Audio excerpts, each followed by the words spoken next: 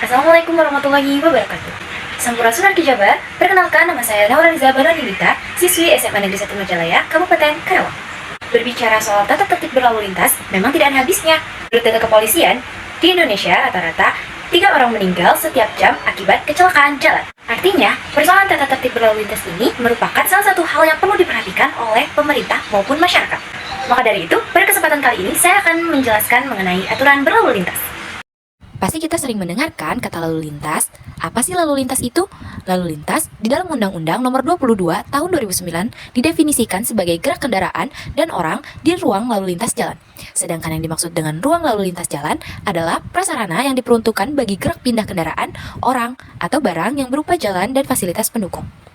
Adapun komponen lalu lintas, ada manusia sebagai pengguna, berperan sebagai pengemudi atau pejalan kaki yang dalam keadaan normal mempunyai kemampuan dan kesiagaan yang berbeda-beda, waktu reaksi, konsentrasi, dan lain-lain. Adapun kendaraan digunakan oleh pengemudi mempunyai karakteristik yang berkaitan dengan kecepatan, percepatan, perlambatan, dimensi, dan muatan yang membutuhkan ruang untuk bisa bermanuver dalam lalu lintas.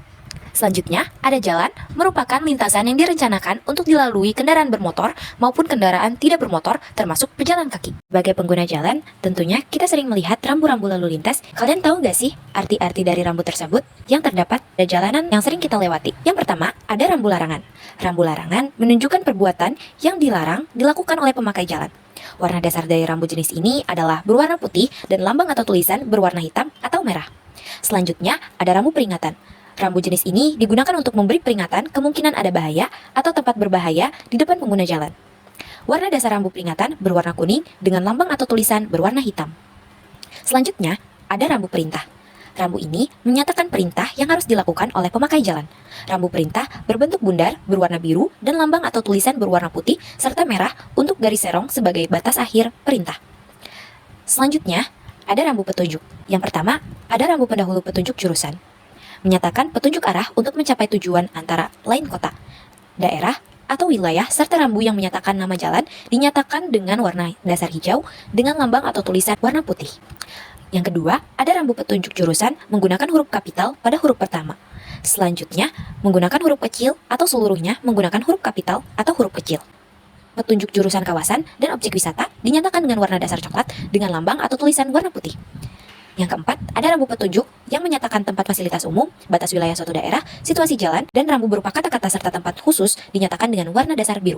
Adapun papan tambahan digunakan untuk memuat keterangan yang diperlukan untuk menyatakan hanya berlaku untuk waktu-waktu tertentu, jarak-jarak, dan jenis kendaraan tertentu atau perihal lainnya sebagai hasil manajemen dan rekayasa lalu lintas. Papan tambahan ditempatkan dengan jarak 5 cm sampai dengan 10 cm dari sisi terbawah daun rambu dengan ketentuan lebar papan tambahan secara vertikal tidak melebihi sisi daun rambu. Adapun yang terakhir yaitu rambu nomor rute. Rambu jalan ini adalah pembubuhan kode angka yang difungsikan untuk identitas ruas jalan. Identitas ini menunjukkan rute perjalanan. Penomoran ini diatur sedemikian rupa sehingga bisa dengan gampang dikenal dalam bentuk model jaringan jalan. Pernah nggak sih kalian ngeliat dan bertanya-tanya, garis-garis berwarna putih atau kuning di jalan raya itu gunanya buat apa ya? Berikut arti-arti garis putih dan kuning di jalan raya yang perlu kalian ketahui.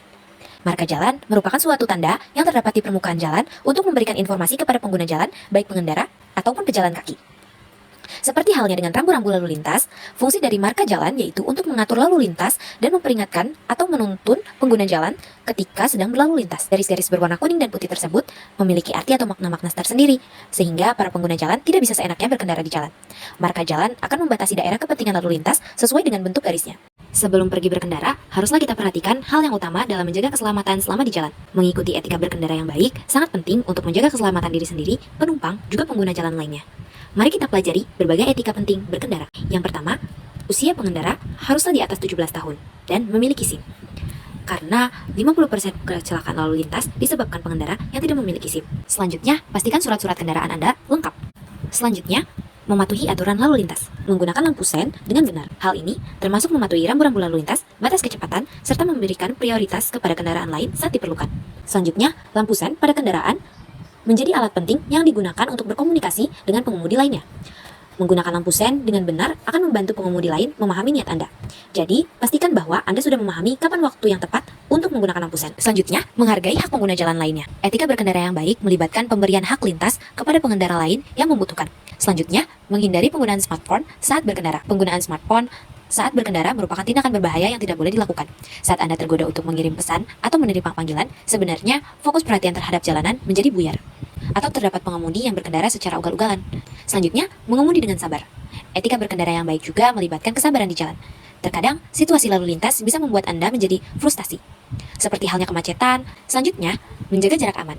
Ketika berkendara, setiap pengemudi harus bisa menjaga jarak aman dengan kendaraan di depannya untuk demi keselamatan bersama. Selanjutnya, mengikuti anjuran pengatur lalu lintas. Pengatur lalu lintas, seperti polisi atau petugas lalu lintas, memiliki peranan penting dalam mengatur arus kendaraan. Ketika melihat pengatur lalu lintas di jalan, coba ikuti instruksi yang diberikan dengan saksama dan hindari melakukan manuver yang dapat mengacaukan alur lalu lintas.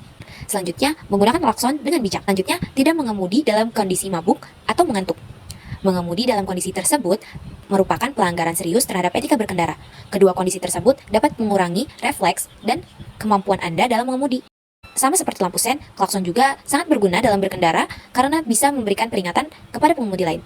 Namun, menggunakannya dengan berlebihan atau tanpa alasan bisa mengganggu dan menimbulkan kebingungan di jalan. Yang terakhir, mengutamakan keselamatan penumpang. Sebagai pengemudi, tanggung jawab Anda tidak hanya sebatas menjaga keselamatan diri sendiri, tapi juga keselamatan penumpang yang ikut berkendara. Lakukan etika berkendara yang baik, sudah pasti dapat menekan angka kecelakaan lalu lintas yang terjadi setiap tahunnya. Jika ada banyak orang yang makin sadar tentang pentingnya etika berkendara, maka seluruh keselamatan pengguna jalan pasti dapat terjaga. Semoga poin-poin yang telah saya sampaikan dapat membantu Anda menjadi pengemudi yang lebih bijaksana dan bertanggung jawab. Sekian dari saya. Wassalamualaikum warahmatullahi wabarakatuh. Terima kasih semuanya.